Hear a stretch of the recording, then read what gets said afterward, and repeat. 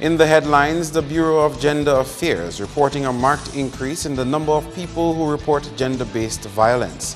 It's back to the polls for Laplain Village Council 1 year after elections, and the Dominicans say their final goodbyes as former Permanent Secretary in the Ministry of Education, Marcelo Powell, is laid to rest. I am Kenny Williams with the Channel 5 News. I'll be back with the details after this.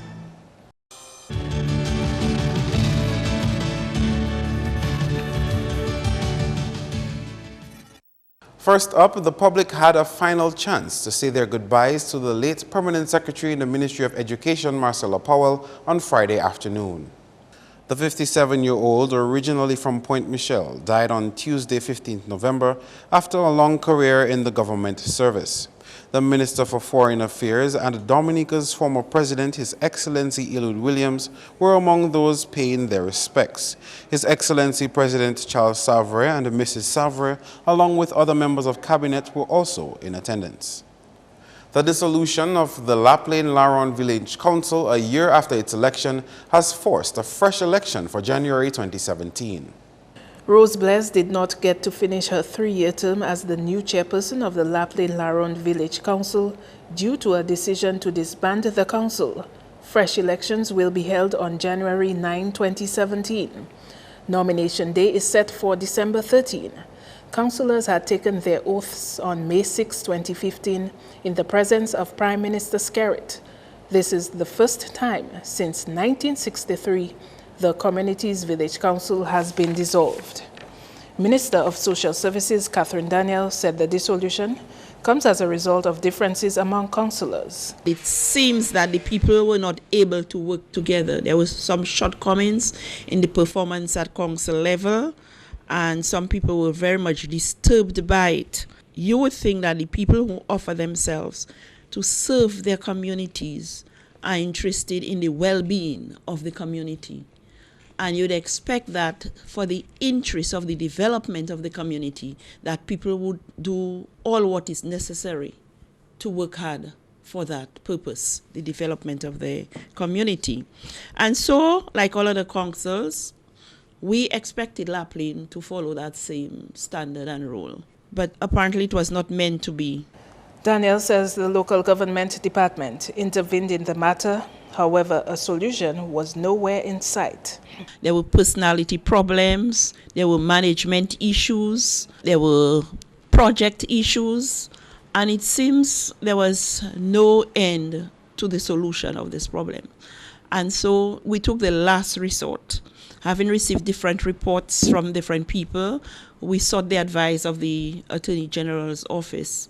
And based on the information that we received then, we had no choice but to dissolve the Laplain Village Council. She did say the same councillors could recontest the village council elections, adding that she hopes the people of Laplain would think hard about their next choice for the makeup of their local government. Idona John Baptist, Channel 5 News. In other news, the health minister says plans to upgrade 3 public health facilities are on course to be funded by the United Kingdom Department of International Development. These upgrades will happen under a smart hospital program for the Eastern Caribbean. Dominica, Grenada, St. Lucia, St. Vincent and the Grenadines fall under Phase 2 of that program. The original project is financed by UK's Department for International Development in the amount of £30 million. This is aimed at strengthening hospital infrastructure so they are more structurally resistant to natural disasters. The project is being implemented through the Pan American Health Organization Emergency Preparedness and Disaster Relief Department in partnership with the Ministry of Health in each target country. Health Minister Dr. Kenneth Daru said funds have already been made available to Dominica for the project. Some 5 or 6 million EC dollars to develop smart hospitals, meaning making these, and this is also something that I plan on putting as the Minister of Health, putting on the proposal where we can make our health facilities a bit more sustainable, especially post-disaster. In fact, I think we have 3 health facilities in this year's this financial year to upgrade in terms of renewable energy, solar panels, having a steady water supply, etc., to make them as more self-contained and sustainable, especially after disasters, so they themselves do not fall prey to the effects of disaster, and they can continue providing this all-important service, especially at a time when they most need it. I think we narrowly missed maybe a major health crisis post Erika on the West Coast, where we had cases of gastro because people were now drinking the untreated river water because of damage to the conventional water systems. The Ministry of Social Services has received a financial contribution to further its work in helping students still affected by Tropical Storm Erika. The donation was made by Miss Dominica2016 Tasia Flosak on behalf of her Queen's crew. On the eve of the first anniversary of the passage of Tropical Storm Erika, a fundraising concert was held with the aim of providing support for at least one needy student. Ever since Tropical Storm Erika, it seems we have all been somewhat afraid of the rain and what it may bring. And so our aim was to remind our nation that we are a resilient people even in the face of adversity. There was no entrance fee charged at the concert. However, a collection was taken up at the event for a student or students who are still affected by the storm.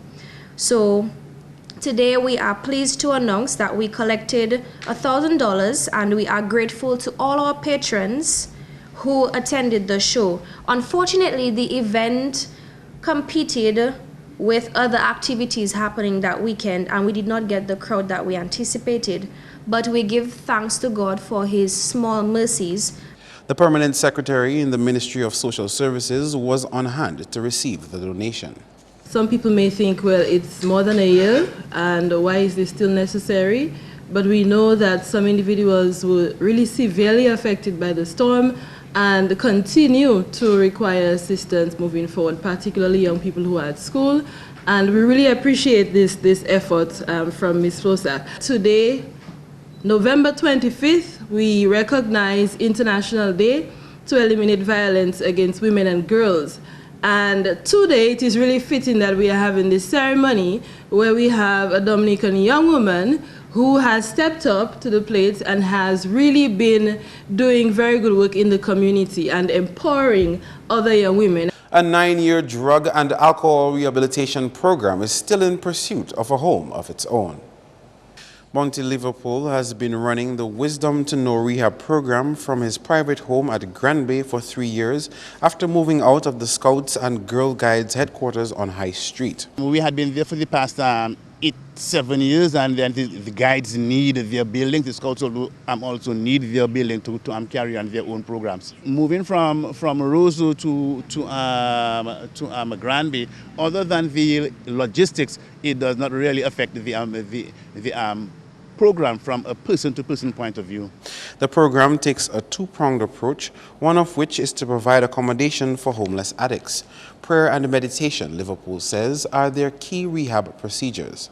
We have clients of varying categories: those who are outreach and those who are resident. So right now we have three residents and about 8 outreach people. Egbert has just left because his situation has now escalated. When I say escalated, I mean that his behavior is not allowing him to remain in a private home right now. Okay. So being back on the streets, that forces me right now to really and truly look into building a place where I can house Wisdom to Know. Liverpool says a location has been identified at Grand Bay to construct a center. He recognized that government has assisted with a subvention for rent in the past. We asked him what level of assistance he would expect from the state if his board was to make a request. Where the state can come in is whatever resources that the state has, like say land or like say lumber, because I remember at one time the Prime Minister himself did agree to give us some lumber from which was on the port, but between the time that we could access it and the time that we were ready for it, it was sold on auction. I have not sought government's assistance in in the construction of a building. I have not yet got government assistance. We do have a piggery project, and government was the one who funded that. So now projects like these now give us the capacity to deal in occupational therapy for our clients.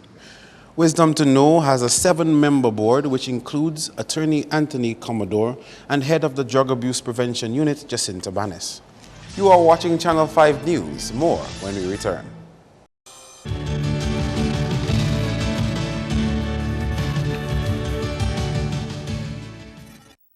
Thanks for staying with us. The government of Dominica has once more reaffirmed its commitment to the One China policy.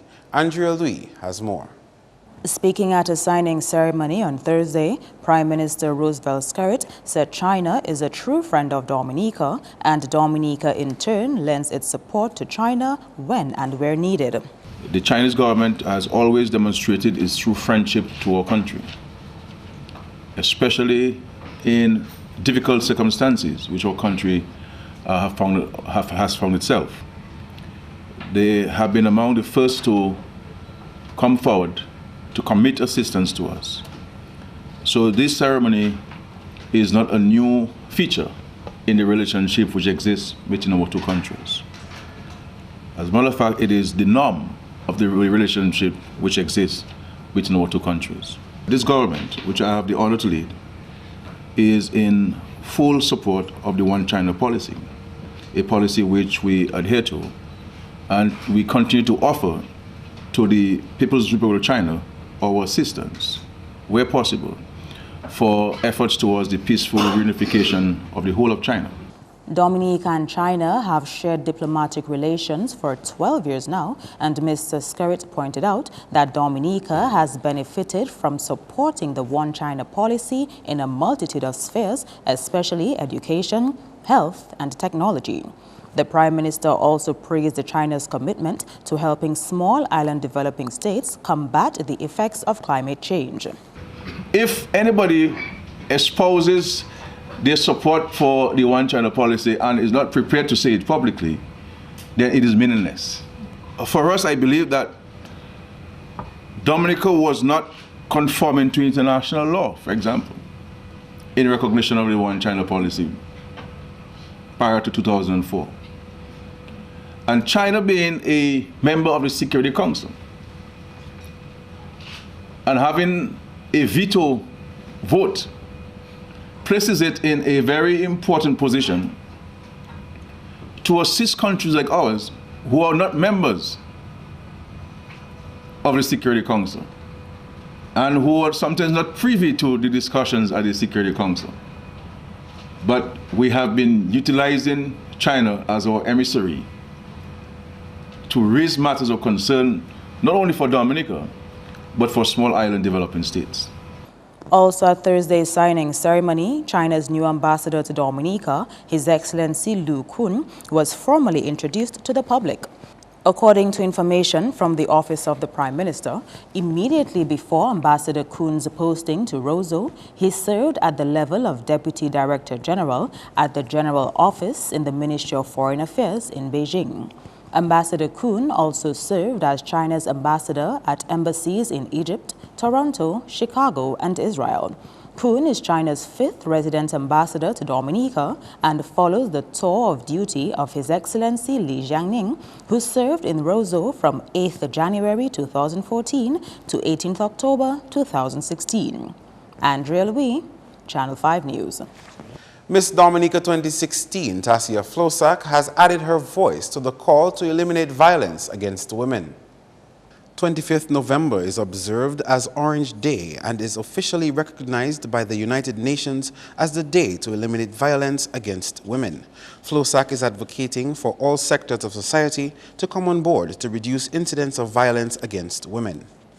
It's always nice to have women in leadership positions fighting for other women, the women who have no voice, the women who are battered and abused every year. So today is very important for all of us, not just women, but even men, because we have to be conscious that You know, it's really a societal thing, and a lot of the times you find men are the ones doing the abusing. So today is really to raise awareness for women, to empower each other, to to let each other know that you have our support.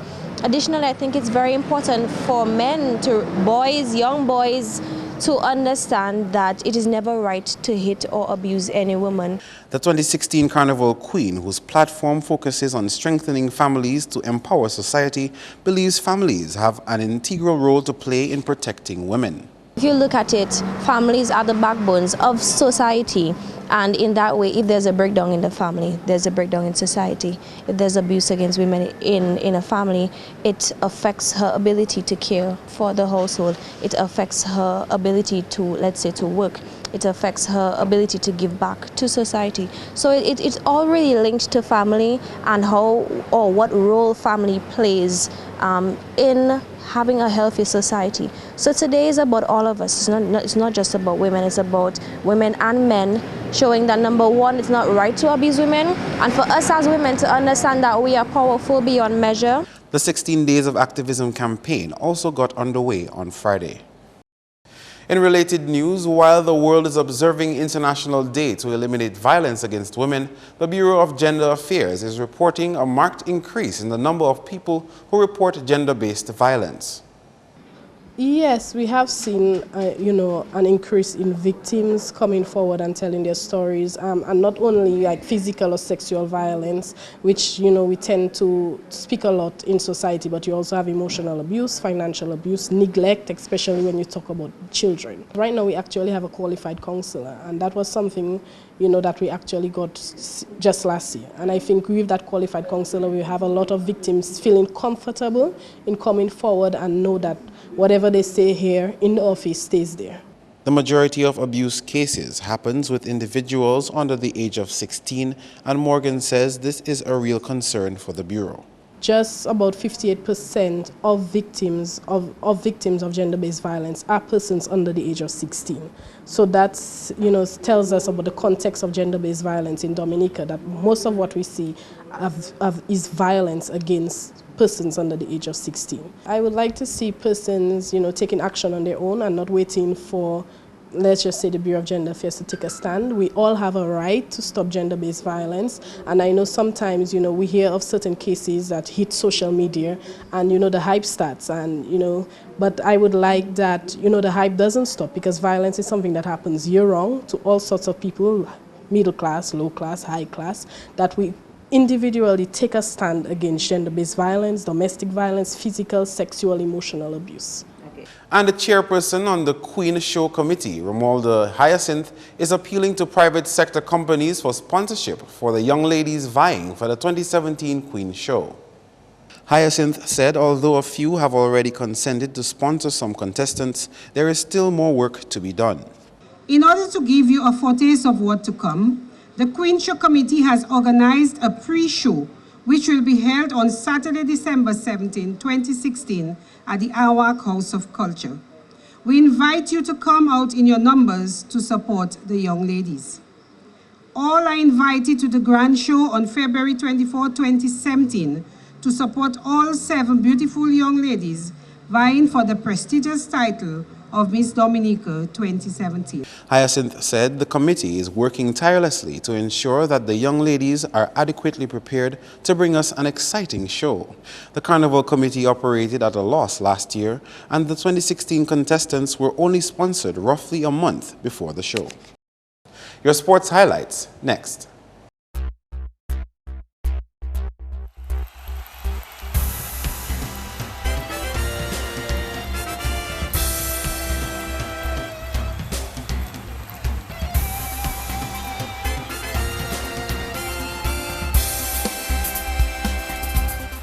First up, the hopes of West Indies qualifying for the final of the one-day international on Sunday had been washed out by rain when they lost to Zimbabwe via the Duckworth-Lewis method on Friday.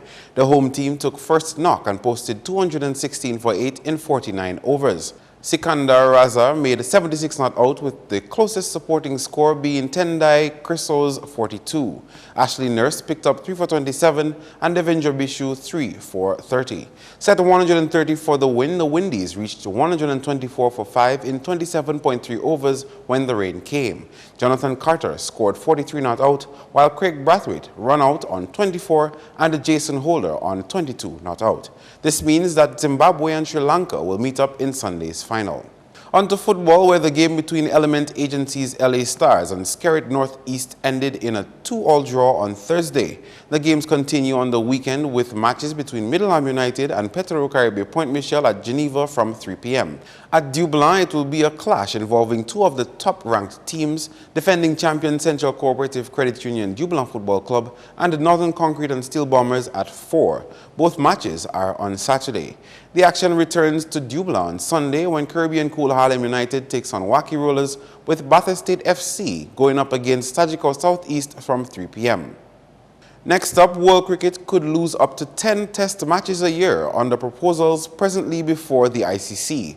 The aim, according to the world governing body on cricket, is to bring more equitable league structures to the 3 formats and add more context to international games.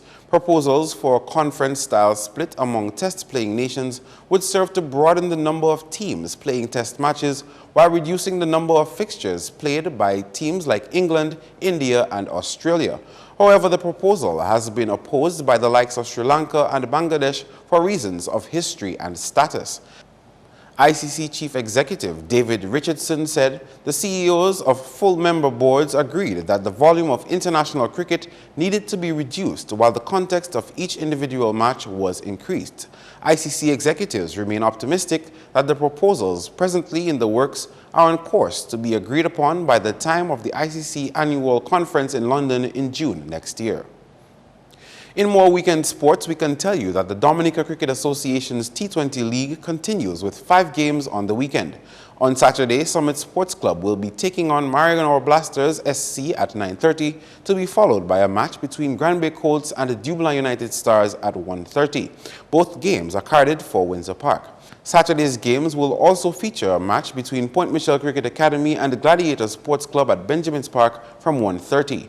On Sunday, the games move to Botanic Gardens with a Sagicor General Somerset versus Point Michel Cricket Academy encounter at 9:30, followed by Somerset against Gladiator Sports Club at 1:30. On to international cricket, where Australia's test opener Usman Khawaja scored the first 100 of the series to give his team a 48-run lead with 4 wickets remaining on the first innings on Friday. Resuming from 14 without loss, the Aussie side made 307 for 6 after 102 overs. Khawaja led the way with 138 not out, while a poor decision to get a single caused Stephen Smith his wicket to be run out on 59. Peter Hanscom added 54. Kyle Abbott took 3 for 38. Meantime, persistent rainfall ruled out any chance of play on day 1 of the test between Pakistan and New Zealand on Friday.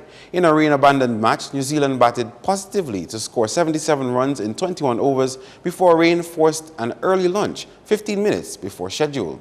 With intermittent showers continuing to affect the pitch, the umpires called off play at 4 p.m. Jeet Raval was undefeated on 35, Ross Taylor supported with 29 not out. In sports division games, we can tell you that Goodwill Secondary defeated Northeast Comprehensive 6-2 in the only game played from the secondary school's football competition on Thursday. Rakeem Hector and Joel Booney scored 2 each, while Elijah Burns and Giante Serra added 1 apiece to help give GSS the win. Neo Davis and Delton Williams were the scorers for NECS. The games resume on Monday. Meantime, in netball, Castlebrew Secondary edged out Isaiah Thomas 15-14 in the under-16 category of the secondary school's netball competition on Thursday. The efforts of Shermaya Prevost 9 and Tanisha Wilshire 6 helped put CBSS in the lead. Aikisha Peter scored all 13 for ITSS, but the one-woman scoring machine just could not beat the winning team. The league will take a break to facilitate exams and resume on December 9. Finally, on the rounders scene, the Giant Malt National League continues with the second semi-final between unbeaten Maxwell Royal Challengers and the Dubulan Almond Stars at Portersville on Sunday from 12. In the previous semis, Grand Bay Rising Stars beat Marigot Cooperative Credit Union by 2 runs. That's all the sporting highlights for now. I am Kenny Williams. See you in the next one.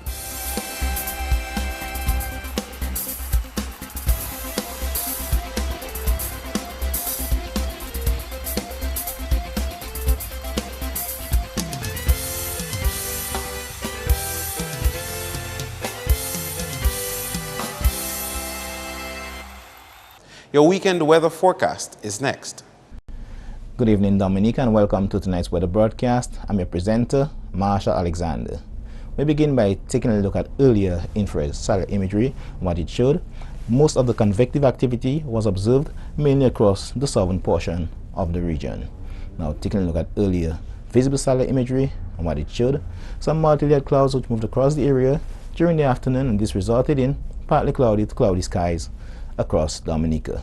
Now, taking a look at earlier radar imagery, what it indicated, a few scattered showers mainly across the islands to the north and south of Dominica.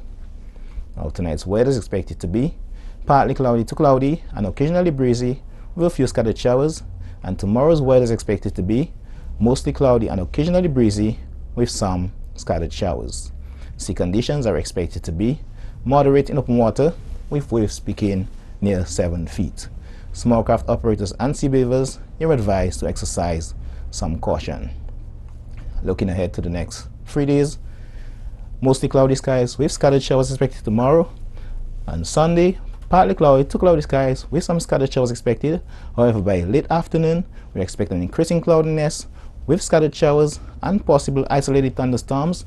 These conditions are expected to continue into Monday, with conditions becoming cloudy to overcast at times, with periods of moderate to heavy showers, gusty winds, and isolated thunderstorms.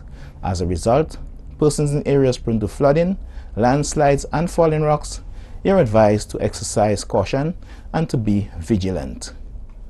For the rest of the Caribbean, weak unstable conditions are expected to result in mostly cloudy skies with scattered showers across the region. However, some thunderstorm activity can be expected across the extreme south. Our international cities forecast, partly cloudy skies expected in New York and Miami, clear skies expected in London and Beijing, with showers and thunderstorm activity expected in Caracas. Sunrise tomorrow will be at 6:13 a.m. and sunset will be at 5:33 p.m. Please remember that we are still in the hurricane season. For more information, you can call the weather hotline at 447-5555 or visit the website at weather.gov.dm. Thanks for viewing.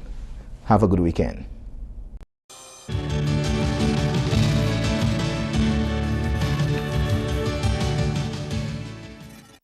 To end the news, a recap of the headlines.